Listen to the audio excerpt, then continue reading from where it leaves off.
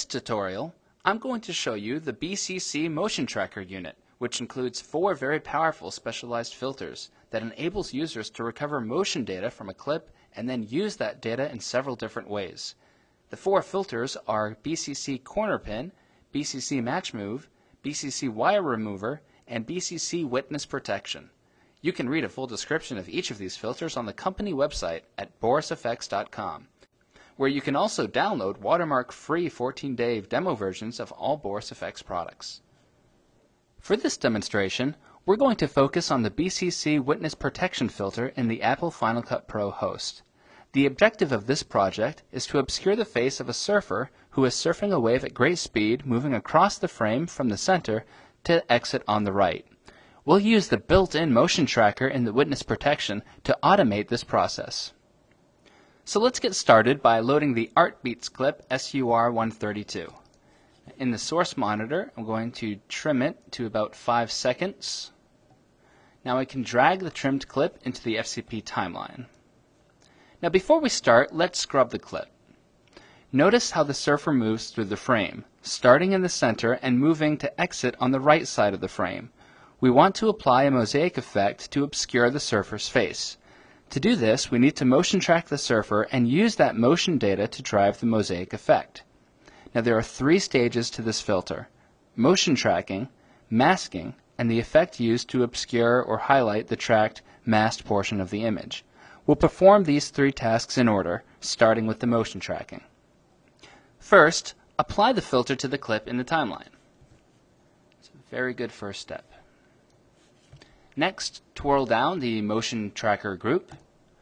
Then, making sure your current time indicator is on the first frame of your clip, enable the Track on the Fly checkbox.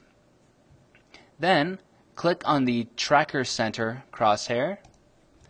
Then on your canvas window, click on whichever pixels you want to track. In this case, we are tracking his head.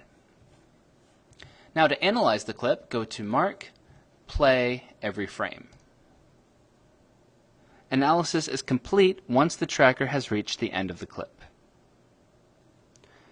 Now, as we drag through the timeline, a colored line appears over the image in the canvas window. This colored line is the motion path that our target followed. Now, a smooth motion parameter is included to smooth out noisy or rough footage, which can adversely affect the motion tracker's recovered path. If we increase the parameter, you notice the path gets smoothed out. I'm going to increase it to about 4, just to eliminate any unwanted jitters. Finally, disable the Track on the Fly checkbox. Now we can move on to the next stage, which is to set the mask for the mosaic, as we want to limit the mosaic to the face of the surfer.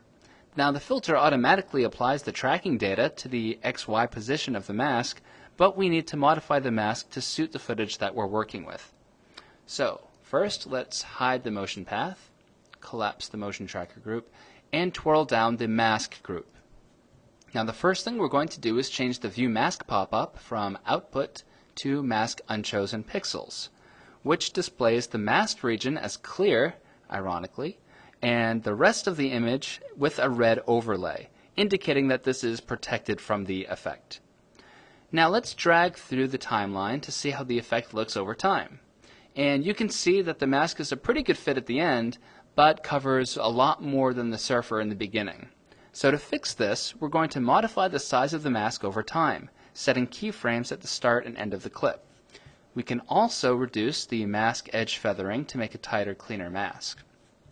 So let's fix the size. With our current time indicator on the first frame of the clip, enable keyframes for the region radius control, and let's change that value to about 5. Next, on the last frame of our clip, let's change the value to 12. Okay, now as we scrub through, we can see that the size nicely changes with the position of the surfer. Next, let's change the softness of the mask by changing the softness parameter to 4. This will give us a tighter mask on our subject.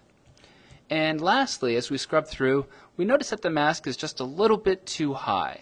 So we're going to go into the offset Y parameter, change it just a little bit to 0.03, And now we have fixed that as well. So now we have a mask which perfectly centers over the subject's face. Now that we have successfully tracked the surfer and modified the mask to cover only his face, we're ready to work with the visual effect of obscuring the identity of the surfer. So let's set the View Mask pop-up back to Output. And notice that his face is now blurred. This is because the default effect is a blur. So let's change this to a mosaic effect. Click on the Effect method pop-up and select Mosaic. Now to get further control over the effect, open the Effect group and adjust the amount, brightness, and contrast scramble controls however you want. I'm going to change both of these to about 8. Now we have successfully obscured the face of the surfer. Now let's add a little bit more pop to the finished clip by applying the BCC Film Process filter from the full BCC set. So I'm going to go to the Effects group, just drag and drop the effect.